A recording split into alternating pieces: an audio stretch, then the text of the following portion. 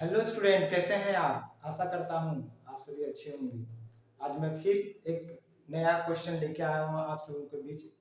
Question बहुत important question है जो सीबीएसई 2015 में पूछा गया है। कब पूछा गया है? सीबीएसई 2015 में पूछा गया है क्वेश्चन। तो ये क्वेश्चन को देखते हैं, इसका क्या फ्रेमिंग है, क्वेश्चन क्या कह रहा है। और पूरी वीडियो आप देखिएगा, है ना। बड़ा वाइटल इन्फॉर्मेशन है। और लाइक और सब्सक्राइब कर दीजिएगा ताकि आपको नई नई वीडियो आने पे आपको नोटिफिकेशन पहुंच सके। उसके लिए नोटिफिकेशन बेल भी आप जो है सो ऑन कर लीजिएगा।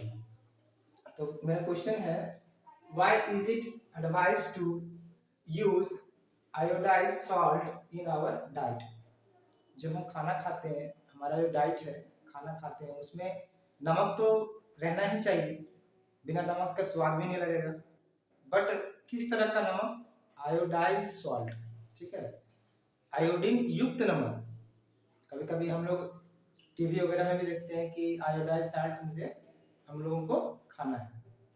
तो उसका क्या इम्पोर्टेंस है? अगर आयोडाइज सॉल्ट की कमी हो जाए तो फिर क्या क्या दिक्कतें आ सकती है। तो इस यही क्वेश्चन में बोल रहा है, why is it advised to use iodise salt in our diet. तो we can give the answer like this.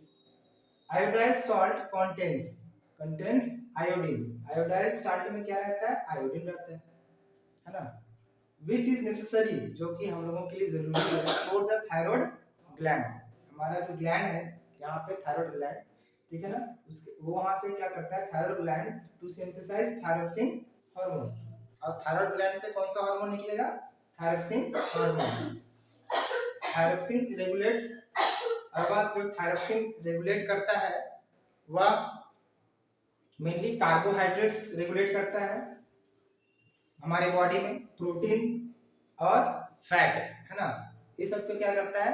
Maintain करके रखता है हमारे बॉडी में। ये सब चीजों को मेंटेन करके रखता है। Fat metabolism in the body to provide growth balance. ये क्या होगा? ये चीज अगर मेंटेन रहेगा, क्या क्या मेंटेन रहेगा बॉडी में, ठीक है, थायरोक्सिन के द्वारा कार्बोहाइड्रेट्स, प्रोटीन और फैट्स। तो क्या होगा? हमारा जो बॉडी का ग्रोथ बैलेंस होगा वो प्रॉपर वे में होगा, है ना।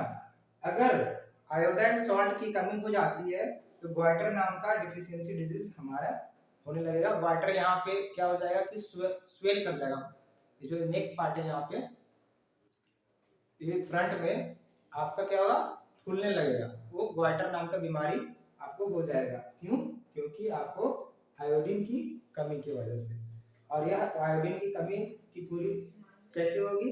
तो जो थायराइड ग्लैंड से थायरोक्सिन नाम का हार्मोन रिलीज होगा, उसी से आपका आयोडीन का कमी पूरा होगा।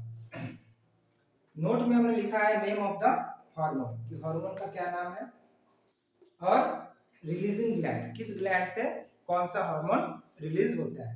तो पहला है ग्रोथ हार्मोन। ग्रोथ हार्मोन जो है वो हमारा जो पिट्यूटरी ग्लैंड, पिट्यूटरी ग्लैंड को मास्टर ग्लैंड भी कहा जाता है। और मास्टर ग्लैंड से क्या होगा? ग्रोथ हार्मोन रिलीज होगा। दूसरा है थायरोक्सिन। थायरोक्सिन से, जो thyroxine name of the hormone क्या है? थायरोक्सिन कहाँ से रिलीज होगा? थायराइड ग्लैंड से। थायराइड ग्लैंड यहाँ पाया जाता है। तीसरा है इंसुलिन। इंसुलिन पैनक्रियास से रिलीज होगा, ठीक है। अब पैनक्रियास में अल्फा सेल और बीटा सेल दोनों होता है, ठीक है। तो बीटा सेल से सीक्रेट होता है इंसुलिन। किसमें काम देगा? डायबिटीज पेशेंट के लिए इंसुलिन होना बहुत जरूरी है। अगर इंसुलिन की कमी हो जाएगी तो डायबिटीज बढ़ जाएगा, मतलब शुगर लेवल बढ़ जाएगा। 4 नंबर है टेस्टोस्टेरोन।